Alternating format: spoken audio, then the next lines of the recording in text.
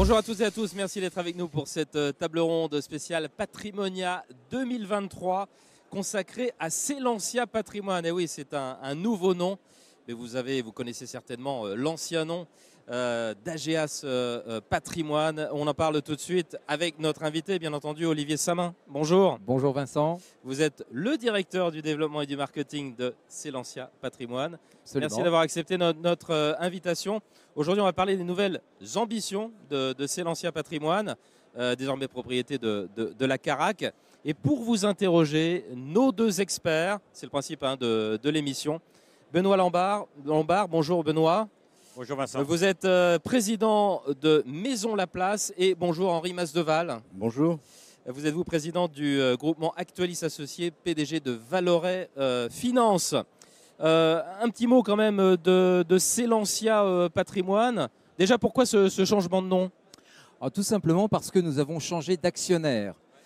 Nous appartenions jusqu'à présent à un groupe d'assurance internationale belge qui se prénomme AGEAS, qui a décidé il y a un an de mettre en vente cette activité en France. Et nous venons d'être rachetés par la Caraque. Et de ce fait, quittant le groupe AGEAS, nous devons changer de nom puisque nous restons filiale de la Caraque pour appartenir au groupe de cette mutuelle. Donc vous écrivez une nouvelle page de votre histoire. Absolument. On entre tout de suite dans le vif du sujet. Allons-y. Cette première question de vous, Henri Oui, allez-y. Olivier, une mutuelle dans l'environnement de l'assurance et dans le monde des CGP. Qu'est-ce que vient faire une mutuelle avec les CGP? Alors ça, je trouve que c'est une bonne question parce que ce monde des CGP est un monde qui bouge énormément.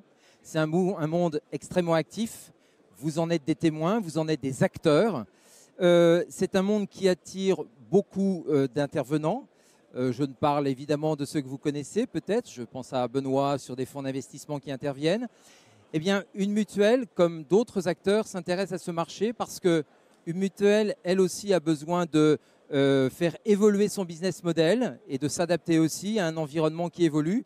Et cette mutuelle, la Caraque, voulait s'intéresser au marché du conseil en gestion de patrimoine que vous représentez et pour ce faire, a saisi l'opportunité d'acquérir cette filiale du groupe AGEAS France, qui était à vendre pour intégrer ce marché. Bon, ça va peut-être faire des émules, hein? Je l'espère. Ouais.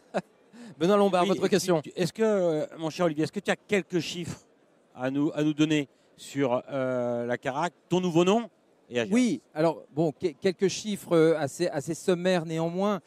La Caraque est une mutuelle qui gère un peu plus de 10 milliards d'actifs, qui a près de 2 milliards d'euros de fonds propres.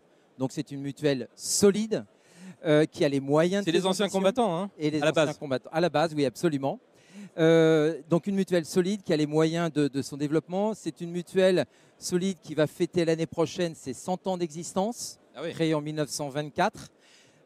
Avec un chiffre aussi important, vous le connaissez, un ratio de solvabilité qui tangente les 300%. Donc intégrant AGEAS France qui, elle, pèse 4 milliards d'actifs. Ça fait un conglomérat d'un petit 15 milliards d'euros d'actifs sous gestion de ce nouveau groupe. Et quelle offre alors donc parce que tu sais que le marché est concurrentiel, tu connais très bien parce que tu es un acteur historique, toi, c'est du marché.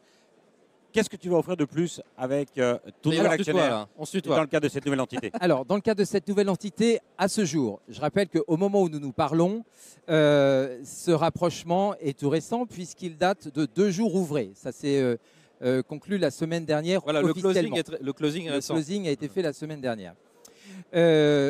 L'objectif, dans un premier temps, c'est déjà de renforcer les points forts de l'activité de AGEAS Patrimoine et de son offre.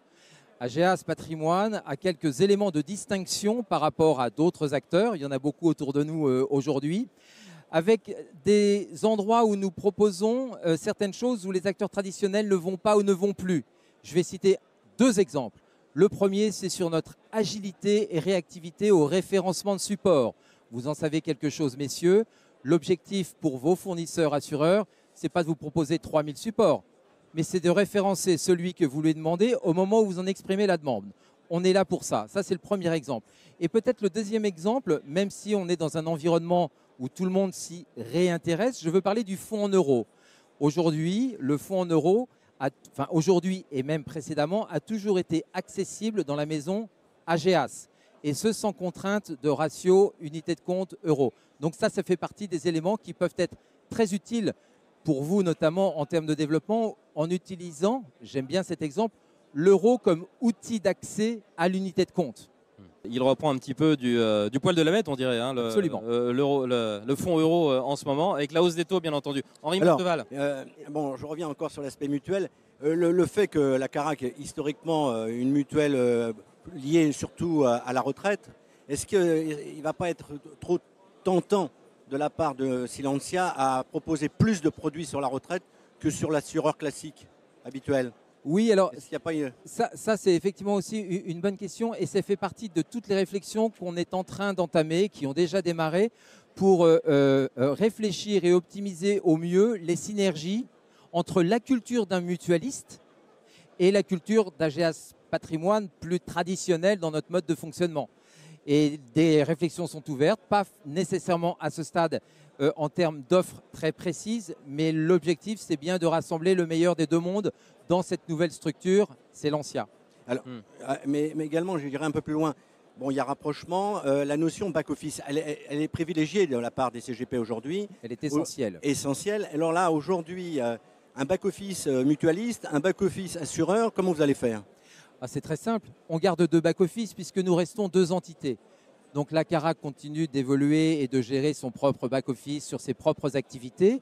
Et AGEAS continue également d'évoluer, de travailler avec notre propre back-office qui a fait l'objet il y a quelques mois d'une réorganisation avec une vraie réamélioration de qualité de service pour être à la mesure et surtout au niveau de vos attentes, messieurs, dans l'exercice de votre métier. Alors justement, parlons-en. Nos attentes, tu les connais. Oui. Henri le rappelait, le back-office, c'est vrai que souvent il y a des défaillances, il faut quand même le dire. Oui. Et on a besoin, nous, d'être accompagnés, d'être aidés. On a aussi besoin d'être aidés dans l'accompagnement à la transformation digitale de nos sociétés. Là-dessus, tu as peut-être une belle annonce à nous faire. Alors sur cette transformation digitale, merci de poser cette question qui reste intéressante. Notre position est simple. On ne va pas faire le digital de nos partenaires. Ce n'est pas notre métier, ce n'est pas notre rôle.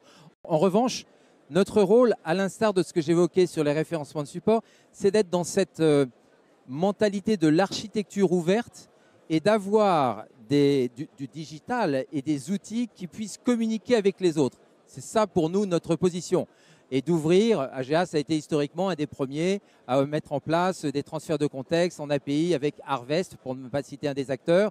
Demain, je sais que la Maison Laplace développe des choses. Bien aussi, notre rôle, c'est d'être là pour, pardonnez-moi l'expression, brancher des tuyaux et avoir un transfert de données et vous permettre, vous, dans l'utilisation de vos outils, d'avoir l'intégralité des données qui ont été envoyées dans le cadre d'un partenariat avec nous. Alors, Henri. vous allez vous inscrire dans l'air du temps, bon, Bien sûr. entendu. Mais quelque part aussi, si on se projette sur les 3-4 prochaines années, on voit que le monde des CGP évolue. Quelles sont vos relations futures avec le monde des CGP pour les 4 années à venir? Dans le développement, dans l'approche, on a vu le digital, la Quel est proximité. votre plan? Alors, notre plan. Comment vous voyez les choses? Alors, comment on voit les choses? Tu dois tout nous dire, hein, Olivier. Tout. T'as vu, Henri, Voilà. Maintenant, il fait attention. Alors, on veut nous, tout hein. savoir. on est absolument Bien entre sûr. nous. C'est simple. Moi, je vais résumer, pardonnez-moi, cette question de la façon suivante. Notre objectif, dans le cadre de la stratégie du groupe Carac, qui est portée par ce qui s'appelle Ambition 2030. Donc, on a un certain Vous l'avez déjà nombre entamé d'années, déjà. voilà, devant nous, qui est déjà entamé depuis 3 ans. Mais notre ambition dans le cadre de ce plan stratégique est devenir un des acteurs de référence, ce que nous ne sommes pas encore aujourd'hui, mais un des acteurs de référence, allez, je vais vous dire, parmi les 5 acteurs de référence sur ce marché. Alors après, comment je vais atteindre cet objectif, parce que nous allons atteindre cet objectif avec Silencia Patrimoine, mais c'est d'intégrer un certain nombre de paramètres, alors que je ne vais pas décomposer ici, mais ce sont des paramètres sur postulat numéro 1, la qualité de service. Vous m'avez posé la question, mais c'est primordial. Intégrant du digital, mais le digital n'est pas un objectif, c'est juste un moyen. L'offre, et dans cette offre, c'est la réactivité de l'animation de notre offre qui peut se résumer comme étant une boîte à outils qu'on met à votre disposition, et également d'avoir l'expertise des équipes, tant commerciales que techniques au sens large, qui peut être du juridique au back-office, à votre disposition. c'est des recettes assez classiques. Il y a tant de temps, elles étaient quasiment les mêmes sans le digital. Alors, en taille humaine, vous allez augmenter vos effectifs pour apporter une valeur ajoutée au CGP. Vous allez recruter, c'est un peu... Oui, il y a des recrutements en cours pour parfaire ce qu'on appelle en langage familier notre maillage du territoire. Et vous avez un objectif en encours sous gestion? Non, celui-ci n'est pas encore défini à ce stade. D'accord, vous venez de nous en parler.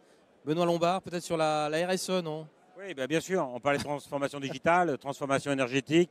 On sait que les engagements de Paris, du traité de Paris de 2015, visent bien évidemment, dans le cadre des objectifs de développement durable, à accompagner. Et c'est vrai que nous, Groupe Cristal et Maison Laplace, on veut accompagner nous, les épargnants à ce que leur épargne ait du sens. Dans ce contexte, quelle est la vision du groupe, quelle est la vision de ton groupe, ou comment vas-tu nous aider sur cette transformation d'un monde plus propre? Alors, ça, c'est une question qui est à la fois intéressante, pas nécessairement très simple d'y répondre, au motif que tout n'est pas aujourd'hui défini et construit. Comment accompagner? Alors, c'est d'avoir des comportements responsables, sociétal, dans l'entreprise, d'éviter de prendre l'avion quand on peut prendre le train. On a dans nos bureaux, on a déménagé, on est dans un immeuble qui consomme beaucoup moins, etc., etc. Donc ça, c'est déjà en interne. Après, dans nos relations, on essaye de privilégier peut-être cet oxymore, cette relation de proximité à distance, avec ce qui n'est pas le cas forcément aujourd'hui. Mais aujourd'hui, c'est un rendez-vous annuel, mais avec l'utilisation du digital pour communiquer et pour se voir sur des vraies et bonnes raisons, comme d'être à Patrimonia aujourd'hui. Après, sur l'offre de produits, notre objectif, c'est d'accompagner. Si on peut anticiper, on le fera, sur notamment les référencements de support qui correspondent à des investissements qui donnent du sens à ce que vous allez pouvoir, vous, proposer à vos clients. C'est assez général. L'objectif, c'est vraiment d'accompagner et d'être à minimum suiveur et surtout anticipeur de ce genre de mouvement. Et certainement l'esprit mutualiste aussi. Hein. Et l'esprit mutualiste, bien sûr. Et ben, c'est tout le temps qui nous reste. Merci messieurs d'avoir participé à cette table ronde. Olivier Samin, directeur du développement et du marketing de Selensia Patrimoine. Et merci beaucoup Henri Masdeval, président du groupement Actualis Associés Valoret Finance, et Benoît Lombard, président de Maison Laplace. Merci à toutes et à tous de nous avoir suivis. Très bon Patrimonia 2023. Merci.